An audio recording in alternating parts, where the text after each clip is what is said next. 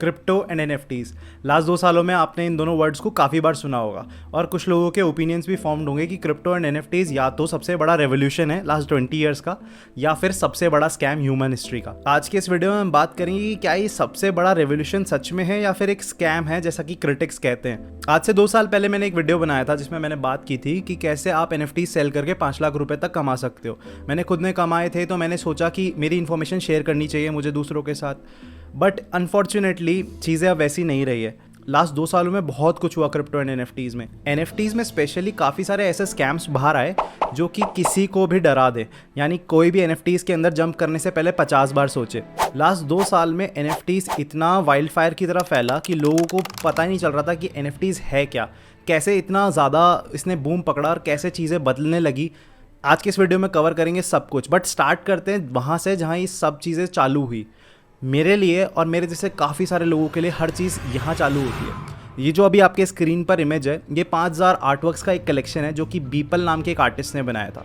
बीपल Krebs एक बहुत famous artist है जिनको 3D कम्युनिटी में बहुत ज़्यादा अप्रिशिएट किया जाता है। मैं खुद 2019 से आर्ट कम्युनिटी में हूँ, 3D आर्ट कम्युनिटी में मैं 3D आर्टवर्क्स बनाता हूँ and I looked up to Beeple as an inspiration. Beeple जिनका असली नाम माइकल है, उन्होंने खुद का एक 5000 दिन का कलेक्शन बनाया और उसको एज एन NFT अपलोड किया। ये NFT की बिडिंग चालू हुई $100 पे और ख़त्म हुई $69 मिलियन पे। आपके पर्सपेक्टिव के लिए बता दूँ ये 500 करोड़ से ज़्यादा रुपए होते हैं और ये सब हुआ कैशलेस, और कैशलेस यानी ये सब क्रिप्टो करेंसी के थ्रू हुआ। ईथर नाम की एक क्रिप्टो करेंसी यूज की गई थी इस परचेज को करने के लिए, और खरीदने वाला कौन था? एक क्रिप्टो बिजनेसमैन जिनका नाम था मेटाकोवन, जिन्होंने बाद में अपनी आइडेंटिटी रिवील करके बताया कि उनका नाम विघ्नेश सुंदरीसन है। विघ्नेश और उनके पार्टनर ने पहले भी एनएफटीज बाय करी थी बीपल क्रैप की, बट इन सब चीज़ों के बारे में हम बाद में बात करते हैं। पहले बात करते हैं कि ये सब चालू कहाँ से हुआ, सब चीज़ें आई कहाँ से और कैसे इन सब चीज़ों ने इतना बूम पकड़ा। 2008 ये वो टाइम था जब रिसेशन चल रहा था पूरे वर्ल्ड में, सबको अपनी जॉब से हाथ धोना पड़ रहा था और नए लोग जो जॉब ढूंढ रहे थे उनको जॉब नहीं मिल रही थी। At that time Satoshi Nakamoto नाम से एक एनोनिमस पर्सन ने वाइट पेपर लॉन्च किया। उस वाइट पेपर में उन्होंने बात की कि कैसे एक टेक्नोलॉजी उनके पास है जिससे पीयर टू पीयर ट्रांजैक्शन हो सकता है। पीयर टू पीयर से मेरा मतलब है कि आप यूएस में बैठे हो और आपने इंडिया में पैसे सेंड किए and no third party is involve, third party का कोई इन्वॉल्वमेंट नहीं है, तो आपको ट्रस्ट के इश्यूज कुछ भी नहीं है, सीधा यहाँ से यहाँ पैसा आएगा, कोई कट्स नहीं। ऑन पेपर तो बात बहुत अच्छी लगी, और दूसरी चीज़ इसको एज अ करेंसी बोला गया कि इसको एज अ करेंसी यूज़ करो रादर देन द करेंसी जो गवर्नमेंट आपको इशू करती है, क्योंकि गवर्नमेंट से ट्रस्ट तो पहले ही जा चुका था बिकॉज ऑफ रिसेशन। अब ऑन पेपर तो चीज़ बहुत अच्छी है, एक करेंसी जो कि पीयर टू पीयर वर्क करेगी जिसमें बहुत ज़्यादा प्रोटेक्शन है। इसको काफ़ी एक स्ट्रॉन्ग एल्गोरिथम से प्रोटेक्ट किया गया था, यानी हैक भी नहीं हो सकती थी, और आप पीछे बैक ट्रेस करके देख सकते थे किसने किसको कितने रुपए भेजे हैं, कितना ट्रांजैक्शन हुआ है। रुपए से मेरा मतलब रुपए नहीं है, वो क्रिप्टो करेंसी के टर्म्स में मैं बात कर रहा हूँ। और इस टेक्नोलॉजी को सतोशी नाकामोटो ने नाम दिया बिटकॉइन। बिटकॉइन एक ऐसी करेंसी थी without any third party involvement, आप उसको इधर से उधर सेंड कर सकते थे, बट उसको करेंसी बनाना तो दूर, उसको करेंसी के बारे में सोचा भी नहीं जा सकता था। बिटकॉइन बेस्ड था ब्लॉकचेन टेक्नोलॉजी पे। ब्लॉकचेन टेक्नोलॉजी को आसान भाषा में समझने के लिए ऐसे समझ लो कि एक खाता है, एक लेजर है, वहां पे एक वॉलेट से दूसरे वॉलेट में जो ट्रांजेक्शन हो रही है वो लिखी हुई रहेगी और ये एक एक करके आगे बढ़ता रहेगा ब्लॉक्स के अंदर। बिटकॉइन के अर्ली जो अडॉप्टर्स थे वो कुछ ऐसे फैक्शंस थे जो एंटी गवर्नमेंट थे, तो ऑब्वियसली वो इस चीज को सपोर्ट करते थे, जैसे कि साइफर फंक्स या फिर एनार्किस्ट। ये लोग वो लोग थे जिनको गवर्नमेंट में यकीन नहीं था और इन्होंने स्टार्ट किया अडॉप्टिंग बिटकॉइन। बट चीजें जैसे जैसे आगे बढ़ती गई लोगों को ये करेंसी नहीं जबकि एक इन्वेस्टमेंट लगने लगा। लोग ऐसे वीडियोस बना रहे थे जहां वो बात कर रहे थे कैसे आप एक बिटकॉइन को आज बाय करते हो तो आप सालों बाद बहुत अमीर हो जाओगे। If you really want to become wealthy in the future, I suggest you take $1, buy some Bitcoin. तो ये अपना जो फाउंडिंग क्राइटेरिया था इसको एज अ करेंसी यूज करने का, उसी को कॉन्ट्राडिक्ट कर रहा था। करेंसी तो अब इसको यूज नहीं कर रहे थे लोग, बट इसको एज एन इन्वेस्टमेंट समझ रहे थे। बिटकॉइन को एज अ करेंसी इसलिए भी यूज नहीं किया जा सकता था क्योंकि बिटकॉइन में सिर्फ 7 ट्रांजेक्शन हो रही थी 1 सेकंड के अंदर, वहीं वीजा में 1700 तक ट्रांजेक्शन और 5000 तक ट्रांजेक्शन मास्टर कार्ड के थ्रू। और ये सारी प्रॉब्लम्स थी खुद ही की चूज की हुई सतोशी नाकामोटो द्वारा, उनके खुद के डिजाइन में प्रॉब्लम थी। बिटकॉइन खुद भी एक डिफ्लेशनरी टोकन था। बिटकॉइन की वैल्यू आज जितनी है उससे ज़्यादा कल होगी। अगर कोई चीज़ आज कम प्राइस की है और कल ज़्यादा प्राइस की है तो उसको कोई करेंसी यूज़ क्यों करेगा? तो या तो मैं यहाँ पे कोई चीज़ मिस कर रहा हूँ या फिर ये चीज़ बिल्कुल ऑब्वियस है कि कोई भी बंदा नहीं चाहेगा कि यार मैं एक चीज़ से ऐसी चीज़ से ट्रांजैक्ट करूँ जिसकी वैल्यू कल ज़्यादा हो जाएगी आज से। और बिटकॉइन कैप्ड था 21 मिलियन टोकन्स, यानी 21 मिलियन यानी कि 2 करोड़ 10 लाख से ज़्यादा टोकन्स हो ही नहीं सकते कभी भी बिटकॉइन के अंदर। और अगर कोई एक इंसान सारे टोकन्स रख ले तो आपके पास कोई टोकन बचेगा ही नहीं। ये मेरी समझ में कोई करेंसी तो नहीं थी बट टेक्नोलॉजी काफ़ी अच्छी थी। इवन इंडिया में भी काफ़ी लोगों ने बिटकॉइन को एज एन इन्वेस्टमेंट बाय करना चालू कर दिया। लोग बोल रहे थे कि कैसे आप एक बिटकॉइन से करोड़पति बन सकते हो, और ये सब सिर्फ एक ही प्रॉमिस पे बात चल रही थी। एक प्रॉमिस ये कि आप अमीर बन सकते हो, वो भी फ्री में। Bitcoin is a get rich quick scheme. The promise is you can get rich for free. और मतलब ये तो फिर वही बात हो गई कि एक दिन में पैसा डबल वाली स्कीम चल रही है, और ऐसा कुछ भी नहीं होने वाला था क्योंकि बिटकॉइन सिर्फ और सिर्फ अपवर्ड डायरेक्शन में नहीं जा रहा था। कुछ टाइम बाद चीज़ें वापस से नीचे जानी चालू हुई, बिटकॉइन का अडॉप्शन और कम होने लग गया क्योंकि लोगों को लगा इसकी कोई यूटिलिटी तो है नहीं, सब कुछ नीचे जा रहा था। और तभी विटालिक ब्यूटेरिन नाम के एक व्यक्ति की एंट्री होती है। विटालिक एक गेमर थे और विटालिक का क्या सीन था कि वो गेम खेल रहे थे एक दिन, एंड रात को उनकी कोई डैमेज स्किन थी गेम के अंदर, वो गेम के डेवलपर से डिलीट कर दी। जब वो डिलीट हुई तो विटालिक ने उस रात काफ़ी रोया, वो बहुत रोए, और ये उन्होंने खुद ने मीडिया को बताया। विटालिक 2011 से बिटकॉइन मैगजीन के लिए लिख रहे थे, तो उनको टेक्नोलॉजी के बारे में तो पता था, और वो कह रहे थे कि डिसेंट्रलाइजेशन ही आगे का फ्यूचर होना चाहिए। क्यों? क्योंकि अगर लोगों के पास आपकी चीज़ों पर कंट्रोल रहेगा तो वो प्रॉब्लमेटिक है, जो कि ऑब्वियस भी है। अगर आपकी कोई चीज़ है, अगर किसी और का कंट्रोल उसके ऊपर है, वो आपसे वो चुरा सकता है, ले जा सकता है कभी भी, तो ये थोड़े प्रॉब्लमेटिक चीज़ तो है। विटालिक बात तो सही कर रहे थे। विटालिक की गेम में स्किन डिलीट हुई और उन्होंने बना दिया इथीरियम, एक ऐसी ब्लॉकचेन टेक्नोलॉजी जो कि खुद की करेंसी भी लॉन्च करी जिसका नाम था ईथर। अब ईथर के बारे में तो आपने सुना ही होगा। ईथर बिटकॉइन के बाद की सबसे फेमस करेंसी में से एक है और आज काफ़ी ज़्यादा लोगों ने अडॉप्ट भी कर रखी है। बट ये इतनी जल्दी कैसे फैली? देखो, ईथर पहली चीज़ तो ये थी कि ईथर बहुत एडवांस थी।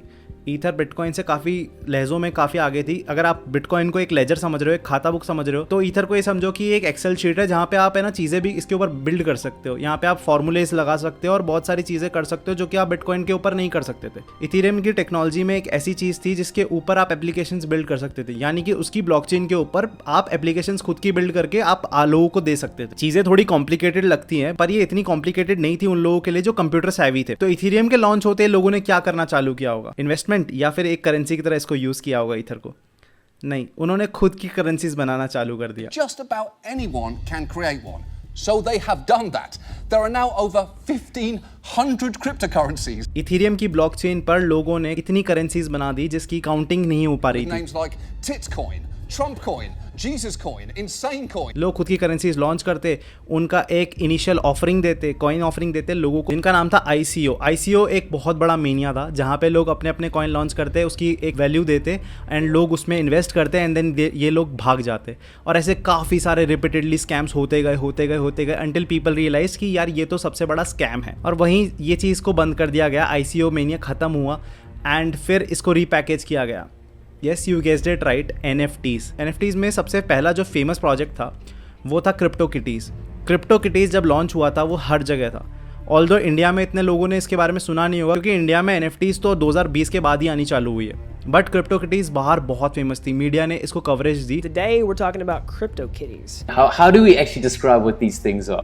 क्रिप्टोकिटीज़ बेसिकली ऐसा था कि आप एक बिल्ली लोगे, कैट लोगे एंड उसको ब्रीड कराओगे, उसके साथ गेम खेलोगे एंड देन आप you can earn money basically. तो लोगों को एक वादा किया गया कि आप गेम खेल के उसकी स्किन ट्रेड करके पैसे कमा सकते हो। वही खोखले वादे जो बिटकॉइन से स्टार्ट हुए थे, जहाँ पे लोगों ने बात की थी कि बिटकॉइन बाय कर लो आज और आप कल अमीर हो जाओगे। फिर इथेरियम पे बात आई तो ईथर बाय कर लो आज और अब कल अमीर हो जाओगे। अब आ गई थी बात रीपैकेज होके NFTs के ऊपर। अब आप क्रिप्टोकिटीज़ बाय करो, उनको ब्रीड करो, उनको सेल करो और पैसे कमाओ। और वर्क कर भी रही थी चीज़ें क्योंकि नए लोगों का पैसा जो आ रहा था, अब पुराने लोग निकलते थे और नए लोग आते थे। नए लोगों का पैसा आता था, पुराने लोगों का प्रॉफिट होता था, फिर ये नए लोग निकलते थे, दूसरे लोग आते थे, उनका पैसा लगता था और प्रॉफिट निकलता था।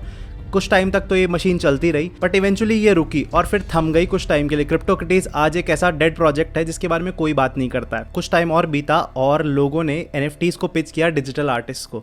यहाँ स्टोरी चालू होती है मेरी।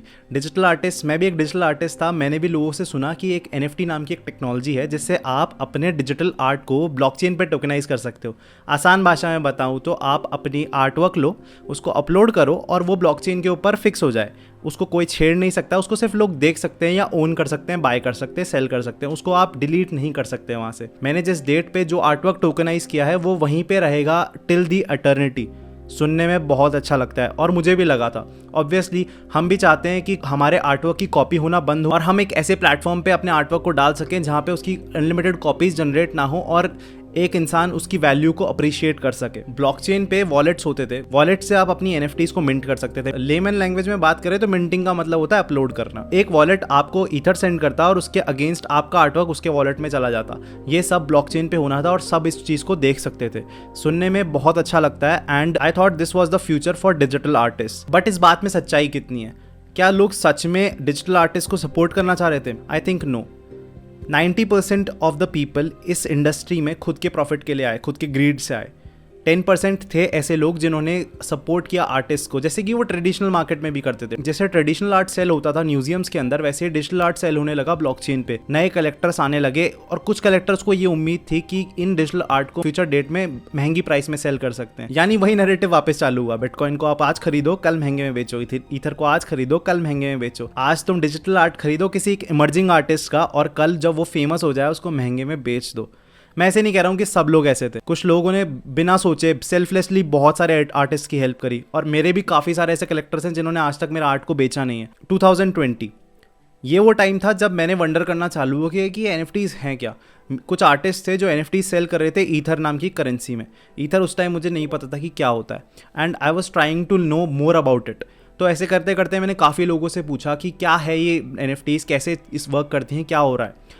2020 के दिसंबर में आज भी मुझे याद है बीपल ने अपनी पहले आर्टवर्क कोई सेल करी थी जिसको जो भी मिलियंस में बिकी थी। तो तब मुझे लगा कि यार क्या चीज़ है और ये फ्यूचर हो सकता है काफ़ी सारे डिजिटल आर्टिस्ट का। काफ़ी सारे डिजिटल आर्टिस्ट फाइनली अपने काम से, अपनी मेहनत से पैसा कमा सकते हैं। 2021 की स्टार्टिंग में then everything changed when Beeple sold his artwork for $69 million, जिसके बारे में हमने पहले भी बात करी। मेटाकोवन नाम के कलेक्टर ने बीपल के पहले भी आर्टवर्क्स कई सारे खरीद रखे थे और इस परचेज से उन्होंने मीडिया को हिला डाला।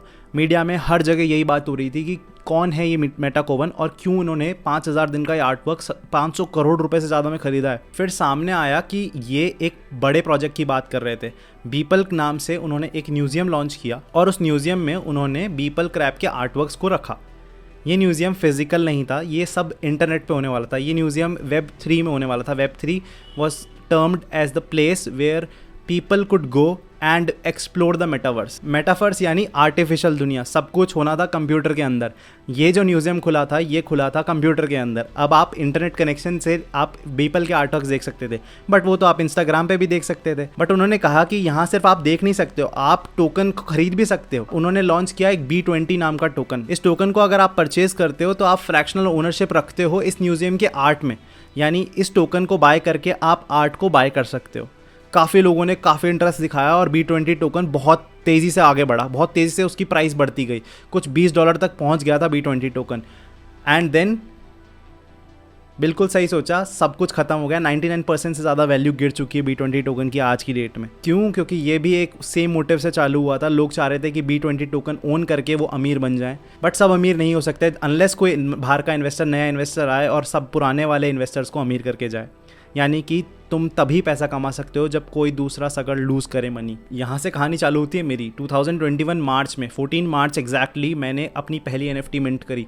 मिंट मतलब अपलोड करना, मैंने पहले बता दिया है। तो जब मैंने मेरी पहली NFT मिंट करी आई वॉज होपलेस। मुझे नहीं लगता था यार कोई NFT खरीदेगा मेरी, एक ऐसे आर्टिस्ट की जिसको कोई नहीं जानता। ऑल्दो मेरे 30,000 फॉलोअर थे इंस्टाग्राम पे, बट आई वॉज थिंकिंग कि यार देखते हैं क्या होता है, नई चीज़ है। And I was not hopping कि सडनली मुझे इतना बड़ा फीडबैक मिल जाएगा। मैं अपनी NFT डालते ही कुछ काम करने लग गया। 5-6 घंटे बीत चुके थे। फिर मेरे को एक आर्टिस्ट का मैसेज आता है, मेरे फेलो आर्टिस्ट का। उन्होंने बोला कि कॉन्ग्रेट्स ब्रो, आपका ऑक्शन चालू हो गया है। तब मेरी पहली NFT सेल हुई फॉर 0.5 ईथर। 0.5 ईथर उस टाइम पे 80,000 रुपये थे और मेरा दिमाग ख़राब हो चुका था। आई वॉज लाइक डूड, मेरे आर्टवर्क को कोई 80,000 रुपये में ख़रीद रहा है। बट मुझे नहीं पता था कि it was just the beginning. करते करते 2 महीने में मेरे 5 लाख से ज़्यादा रुपये के आर्टवर्क सेल हो चुके थे। एंड मैंने इंटरव्यू भी दिया हिंदुस्तान टाइम्स को about how my life was changed with NFTs। चीज़ें बहुत सही जा रही थी अनटिल आई रियलाइज्ड कि this was not going to stay because people were greedy. मैंने चाहा कि ये जो मेरी इन्फॉर्मेशन जो मुझे पता चली कैसे मैंने खुद की NFT सेल करी, उसका मैं एक वीडियो बना के यूट्यूब पर डालूँ, जिस पे आज की डेट में 1,30,000 से ज़्यादा व्यूज़ हैं। लोगों ने काफ़ी NFT सेल करी, काफ़ी वो वीडियो हेल्पफुल रहा लोगों के लिए, और मुझे काफ़ी सारे मैसेजेस आए ऐसे जिनकी लाइफ चेंज हो गई विद NFTs। मैं काफ़ी खुश था और मैं बहुत ऑप्टिमिस्टिक था इसके फ्यूचर को लेकर, पर चीज़ें बदलनी चालू हो चुकी थी। इस टाइम दो चीज़ें होनी चालू हुई। डायरेक्टली आर्टवर्क एक आर्टिस्ट से कलेक्टर के पास जाने लगा, सेल होने लगा, और दूसरी प्रोजेक्ट्स लॉन्च होने लगे। प्रोजेक्ट से मेरा मतलब है कुछ ऐसे लोग, जैसे कुछ आर्टिस्ट या फिर कोई ऐसे अमीर लोग जिनके पास ब्लॉकचेन की टेक्नोलॉजी भी थी, ब्लॉकचेन की इन्फॉर्मेशन भी थी, उन्होंने खुद के प्रोजेक्ट्स डिप्लॉय करना चालू किया। लोगों ने 8-8 हज़ार 10-10 हज़ार की NFTs लॉन्च करनी चालू करी as PFP projects, profile picture projects, ताकि लोग एक कल्ट फॉर्म कर सके। और इनमें से सबसे पहला था बोर्ड एप यॉट क्लब, जो कि युगा लैब्स नाम की Web3 कंपनी ने चालू किया। बोर्ड एप्स क्या थे? एक बंदर की फ़ोटो थी जो अभी आपके स्क्रीन पे होगी, ऐसी 10,000 वेरिएशन वाली बंदर की फ़ोटो, जो कि आज भी बहुत ज़्यादा पॉपुलर है। आज भी इनकी प्राइस लाखों रुपए में है। एक टाइम पर ये 3-4 करोड़ को भी टच कर चुकी है, एक इमेज 3-4 करोड़ की। ऐसी 10,000 NFTs। लोग दो पार्ट्स में डिवाइड हो गए। कुछ लोग सिर्फ आर्टिस्ट को सपोर्ट कर रहे थे, जो कि 1-on-1 आर्टिस्ट का बाय कर रहे थे। किसी आर्टिस्ट ने एक आर्टवर्क मिंट किया और किसी कलेक्टर ने उसको बाय किया। वहीं दूसरी तरफ प्रोजेक्ट्स में लोग इन्वॉल्व हो रहे थे पैसा कमाने के लिए। वहाँ पे कोई भी सपोर्ट की बात नहीं कर रहा था। वहाँ पे कल्ट फॉर्मेशन हो रही थी और लोग कह रहे थे कि आप इस प्रोजेक्ट में आ जाओ, आप इस प्रोजेक्ट में आ जाओ तो आप रिच हो जाओगे। वही सेम सिनेरियो जो पहले हुआ था, यानी आप एक बिटकॉइन ले लो, कल आप अमीर हो जाओगे। आप एक ईथर ले लो, कल आप अमीर हो जाओगे। आप एक लेजी लायंस की, आप एक बोर्ड एप यॉट क्लब की NFT ले लो, आप कल अमीर हो जाओगे। और चीज़ें होने लगी। लोग अमीर हो रहे थे क्योंकि नए इन्वेस्टर्स का पैसा अंदर आ रहा था और पुराने इन्वेस्टर्स प्रॉफिट निकाल के बाहर जा रहे थे। फिर नए इन्वेस्टर्स आते, पुराने निकलते, और ऐसे करते करते वर्ड ऑफ माउथ फैलने लगा। लोगों को लगा कि यार ये तो फ्यूचर है, इन प्रोजेक्ट्स में काफ़ी पैसा है और मैं भी पैसा कमा सकता हूँ। और इस सब के चलते जो डिजिटल आर्टिस्ट का रिवोल्यूशन चालू हुआ था, जो डिजिटल आर्टिस्ट या फिर आर्टिस्ट अपना आर्ट वर्क लेके आ रहे थे ब्लॉकचेन के ऊपर, वो लोग कहीं ना कहीं दबने चालू हो गए। बहुत ही कम लोग ऐसे थे जो कि प्रॉफिट कर रहे थे NFTs से। इस पूरे रिवोल्यूशन का जो एंड है उसका अच्छे से समाप्त करके OMZ NFT ने अपने ट्विटर पे ट्वीट डाला था, and this thread sums it all. यहाँ पे सब कुछ बात हुई है कि कैसे ये जो डिजिटल आर्ट का रेवोल्यूशन था ये कम होता गया with the greed that was coming in the space. लोग लालची हो रहे हैं और लोग बहुत ज़्यादा कल्ट फॉर्मेशन कर रहे हैं, लोग किसी की सुन नहीं रहे। और आप इस पूरे थ्रेड को पढ़ लेना, मैं लिंक आपको डिस्क्रिप्शन में दे दूंगा। यहाँ पे देखो कैसे लिखा हुआ है कि art in this space is a popularity contest, यानी कि पॉपुलैरिटी के बलबूते पे ही आप सेल कर सकते हो यहाँ पे। दूसरी चीज़ ये है कि आर्टिस्ट वो ज़्यादा रिवॉर्डेड होंगे जो ज़्यादा सोशल एंगेजमेंट करेंगे, जो रोज़ सुबह आके अपने ट्विटर को अपडेट करेंगे, वही लोग ज़्यादा लाइकली है आर्ट सेल करने के। और तीसरी चीज़, यहाँ पे प्राइसेस जो है वो ड्रिवन होती है ट्विटर के हाइप से, कि कितनी हाइप आप जनरेट कर पा रहे हो अपने आर्ट के अराउंड या फिर अपने प्रोजेक्ट के अराउंड। और मेजॉरिटी यानी 98% से ज़्यादा लोगों का आर्टवर्क सेल नहीं हो रहा था। I was one of the lucky ones. मेरे आर्टवर्क्स बहुत सेल हो रहे थे and I made a lot of money. मैं इतना डिस्क्लोज नहीं करना चाहता हूँ कि कितना अमाउंट था, क्योंकि सब कुछ अवेलेबल है ब्लॉकचेन पे। आप मेरी सेल्स देख सकते हो फाउंडेशन पे जाके, आपको पता चल जाएगा कि कितना था, और उस टाइम पे इथियर के प्राइस के अकॉर्डिंगली आप समझ जाओगे कि कितना पैसा मैंने कमाया। एंड मैंने डिसाइड किया कि मैं कोई भी क्रिप्टो बाहर नहीं निकालूंगा, I will invest in other artist as well. और चीज़ें बदलनी चालू हुई। मैंने कुछ लोगों के आर्ट बाय किए, ज़्यादा नहीं बोलूँगा, बहुत कुछ नहीं किया मैंने लोगों के लिए, but I tried my best, level best. और मैंने और अपना कैपिटल इम्प्रूव करने के लिए मैंने डिसाइड किया प्रोजेक्ट्स में इन्वेस्ट करना, इन प्रोजेक्ट्स में जहाँ पे लोग बहुत पैसा कमा रहे थे। विच आई वॉज लाइक कि अगर मैं इनसे पैसा कमाता हूँ तो मैं भी एक कलेक्टर बन सकता हूँ दूसरे आर्टिस्ट का। और यहाँ मैं गलत था। मैंने कुछ प्रोजेक्ट्स को सपोर्ट किया, ऐसे सपोर्ट किया जैसे वो मेरे प्रोजेक्ट्स थे, और आज की डेट में वो 0 पहुँच चुके हैं। उनकी कोई वैल्यू नहीं है। वहाँ पे मैंने लाखों रुपए लगाए, which is also on the blockchain. अगर किसी को लग रहा है कि नहीं ये झूठ बोल रहा है या XYZ कुछ भी, सब कुछ ब्लॉकचेन पे है, आप मेरे वॉलेट को चेक कर सकते हो। तो ये तो हुई मेरी बात, बट मेरे जैसे काफ़ी सारे लोग, इवन लाखों में लोग ऐसे थे जो पैसा लेके आ रहे थे क्रिप्टो और NFTs के अंदर, सोच रहे थे कि वो अमीर बन सकते हैं। But then the crash of 2022 came. 2021 तक तो सब कुछ बहुत अच्छा था, सब ऊपर जा रहा था। नवंबर 2021 में हाईएस्ट पहुंचा हर चीज़, क्रिप्टो और NFTs दोनों अपने पीक पे थे। बट 2022 के स्टार्ट के साथ सब कुछ डिक्लाइन होने लगा। लोगों को लगा कि सब कुछ सही जा रहा है, कभी ना कभी ऊपर नीचे होता रहता है, बट लोगों ने अपना पैसा डालते रहे। काफ़ी सारे VCs ऐसे थे जिन्होंने खुद के प्रोजेक्ट्स लॉन्च करे, और इस बुल मार्केट में उनके प्रोजेक्ट्स ने करोड़ों रुपये कमाए। और इस करोड़ों रुपये से उन्होंने क्या दिया रिटर्न में कम्युनिटी को? कुछ भी नहीं। ऐसे काफ़ी सारे प्रोजेक्ट्स हैं, जैसे कि मून बर्ड्स अभी एक बहुत फेमस प्रोजेक्ट है जो कि अभी बहुत डाउन हो चुका है प्राइस के अंदर। वो 30 ईथर तक पहुंचा था एक टाइम पर और अभी अराउंड 3 से 4 ईथ के ऊपर है। ऐसे काफ़ी सारे प्रोजेक्ट्स थे जिन्होंने कम्युनिटी के लिए कुछ भी नहीं किया और बस बोलते रहे पर चीज़ें कभी भी वैसी नहीं थी। बहुत से ऐसे प्रोजेक्ट्स थे जिनके फाउंडर्स ने मिंट करी, आर्टवर्क अपने 10,000 बेचे, उन्होंने काफ़ी लाखों करोड़ों रुपए में कमाए and then they went and partied in Bali. इसके एविडेंसेस भी अवेलेबल है। एक प्रोजेक्ट था डूडल्स नाम से जो अभी भी है और इसके फाउंडर ने एक इनके कम्युनिटी के बंदे को बोला कि अपनी NFT को फ्लोर कर दो। फ्लोर करने का मतलब होता है बेसिकली उसकी जो बेस प्राइस है उस पर डालो और निकल जाओ, गेट द फक आउट, ये उन्होंने अपने वर्ड में बोला था।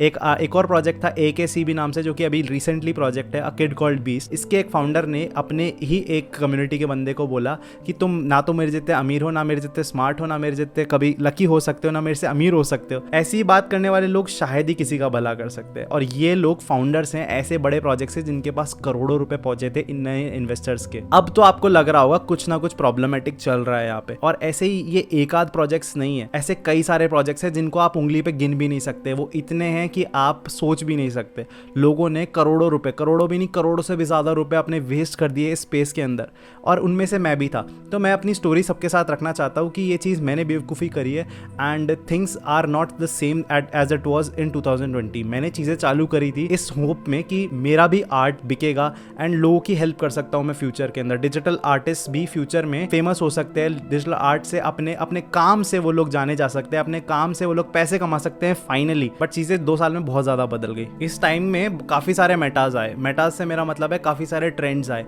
सबसे पहला ट्रेंड था वाइट लिस्ट ट्रेंड। अब इस वाइट लिस्ट ट्रेंड का मतलब था कि आप उनके डिस्कॉर्ड ग्रुप में जाओ, डिस्कॉर्ड ग्रुप में जाके आप बातें करो, लोगों से इंटरेक्ट करो, और उसके फाउंडर्स के कुछ लोग आपको देखेंगे, आपको परखेंगे कि आप कम्युनिटी की कितनी हेल्प कर रहे हो और आपको एक वाइट लिस्ट ग्रांट कर लेंगे। वाइट लिस्ट का मतलब बेसिकली ये था कि आपका वॉलेट भी जब मिंटिंग चालू होगी तो आप बाय कर सकते हो एक आर्टवर्क उनका।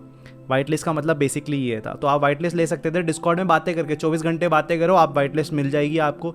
और ग्राइंडिंग, यानी ग्राइंडिंग मतलब बातें करना, इसको अपनी पूरे दिन लगाना, पूरी रात लगाना डिस्कॉर्ड के अंदर चैट करते हुए, इसको अवॉर्ड किया जा रहा था। कुछ लोगों ने हायर करना चालू किया डेवलपिंग कंट्रीज़ में से, यानी कि इंडिया, पाकिस्तान, बांग्लादेश, ऐसी कंट्रीज़ में काफ़ी सारे लोगों को हायर किया गया जो बातें करते थे डिस्कॉर्ड में। उनको पता नहीं था क्या चल रहा है, बस बातें कर रहे हैं, लोगों से दोस्ती कर रहे हैं, और इनको जिन्होंने हायर किया था वो लोग लाखों करोड़ों रुपए कमा रहे थे जस्ट एक NFT से, और इनको पे कर रहे थे पेनीज़ के अंदर। आई डोंट बिलीव कि ऐसी चीज़ें करनी चाहिए किसी को भी, but such was the thing.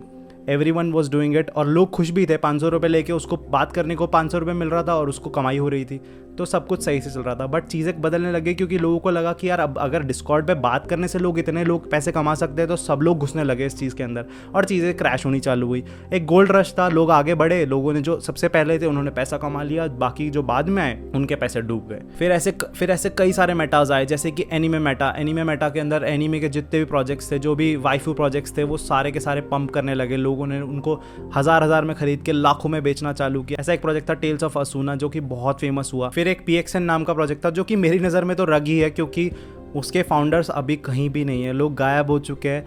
उन्होंने करोड़ों रुपए कमाए और अब वो कहीं भी दिखाई नहीं देते पूरे ट्विटर पे। ऐसे ही एक प्रोजेक्ट के फाउंडर को अरेस्ट किया गया था US में, एंड उसकी भी मैं क्लिप लगा दूंगा आपके सामने ऑन स्क्रीन। एंड हाँ, तो ऐसे काफ़ी सारे प्रोजेक्ट से काफ़ी सारे लोगों ने बहुत ज़्यादा स्कैम किया। लोगों ने लैविश लाइफ जी, लोगों ने फरारी खरीदी, कुछ खरीदा, एंड बहुत से लोग पकड़े गए, और 90% से ज़्यादा लोग नहीं पकड़े गए हैं आज की डेट में भी, और ये अभी भी चल रहा है। तो ये नैरेटिव जहाँ चालू हुआ था, क्रिप्टो 2008 से चालू हुआ था, 2009 में जब बिटकॉइन लॉन्च हुआ था, तब से अब तक बहुत ज़्यादा रीपैकेज होकर चेंज हो चुका है। आज की बात करें तो इसको Web3 टर्म दे दिया गया है, मेटावर्स, यानी कि एक आर्टिफिशियल दुनिया जहाँ पे आप लोगों से इंटरेक्ट कर सकते हो। क्या ये सच में फ्यूचर है? It is a matter of time जब पता चल जाएगा सबको कि क्या ये सच में एक रेवोल्यूशन है या फिर एक scam.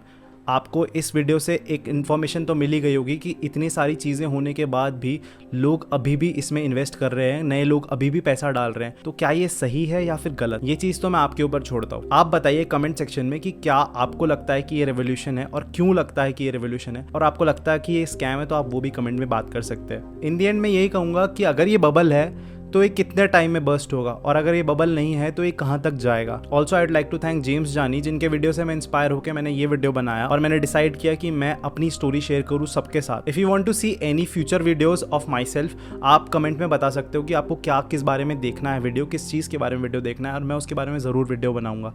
And this is Pulkit Kudiwal signing off. Thank you.